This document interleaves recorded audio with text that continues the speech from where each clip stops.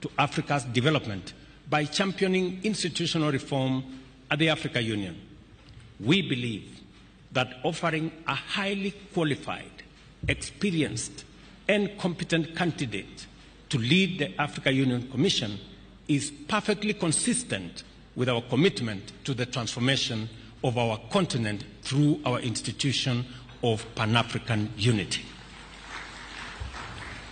The Honorable Raila Odinga is a celebrated statesman whose longevity in leadership has been sustained by an unrelenting devotion to democratic change as the foundation of sustainable freedom and prosperity.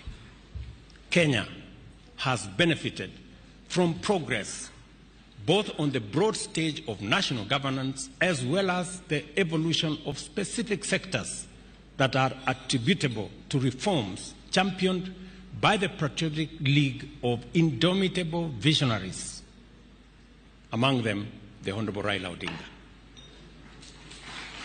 I want to say the Honorable Raila Odinga possesses the professional capacity and experience, a proven track record of transformative leadership, and a wide experience of accomplishments at the national and regional levels.